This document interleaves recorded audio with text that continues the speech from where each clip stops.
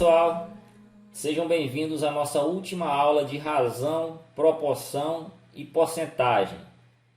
Nessa aula nós iremos ver mais alguns exemplos que envolvem esses três assuntos. Se por acaso você perdeu a nossa primeira aula, acesse através desse link aqui acima, tá ok? Então vamos iniciar. Então no primeiro exemplo, eu tenho aqui que calcular a porcentagem equivalente à razão 7/20. Só recordando, uma fração ela é um percentual quando esse número de baixo, que eu chamo de denominador, ou no caso consequente, né, se você considerar como razão, você tem que ter esse valor igual a 100.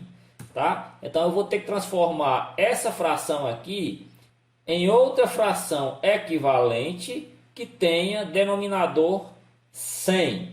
E para transformar 20 em 100, eu tenho que multiplicar esse 20 por 5. Tá? 20 vezes 5 dá 100.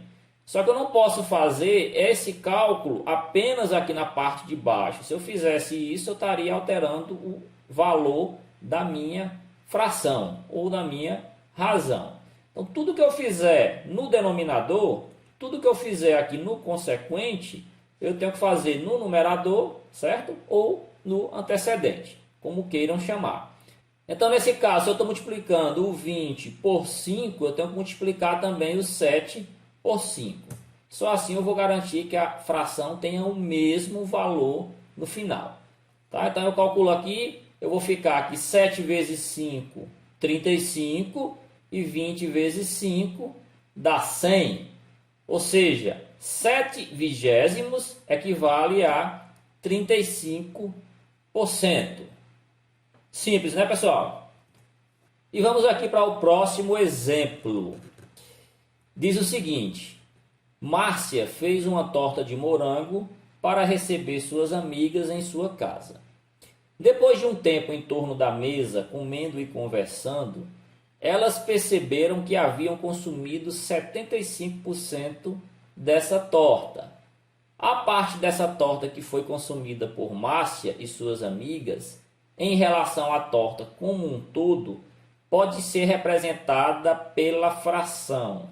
E aí eu tenho algumas opções com frações, tá? Com frações ou com razões.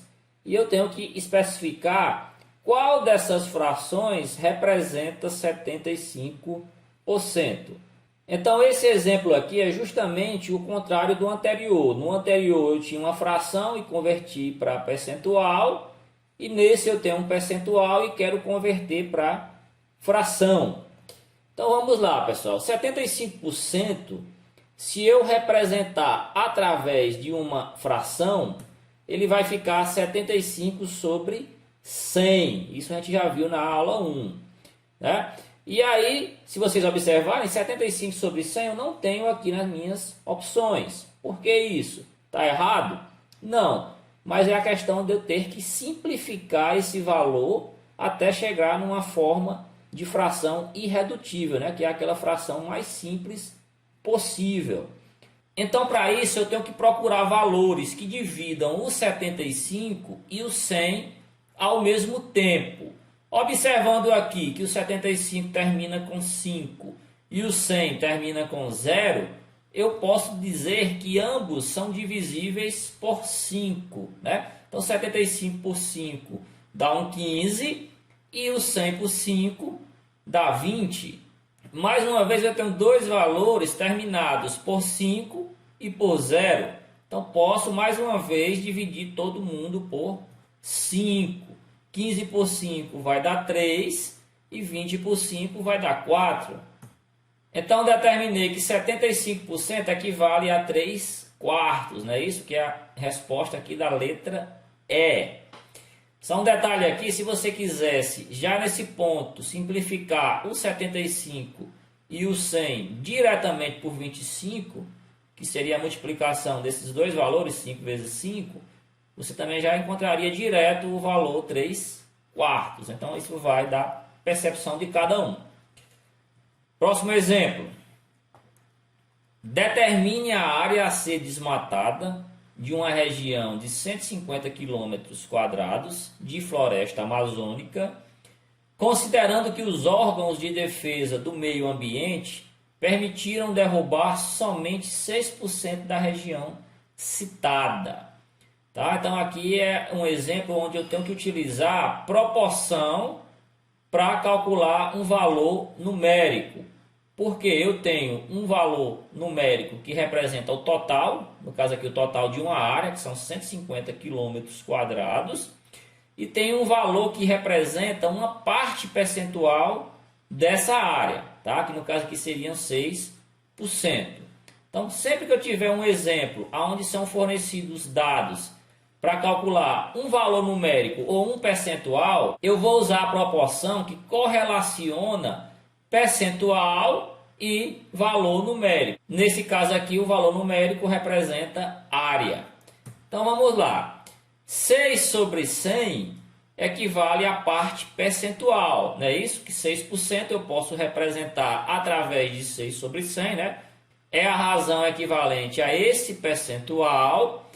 E eu tenho que a razão que representa o valor numérico da área vai ser formada por x sobre 150, aonde 150 é equivalente à área total, por isso que ela fica abaixo, né, na mesma posição do 100%.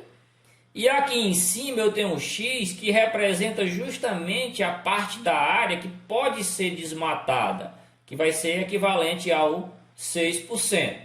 Tá? Então daqui para frente eu vou usar a propriedade do produto dos extremos ser igual ao produto dos meios. Eu faço aqui 100 vezes x e 6 vezes 150.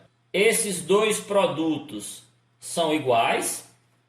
Fazendo 100 vezes x eu tenho 100x igual a 6 vezes 150 eu tenho 900.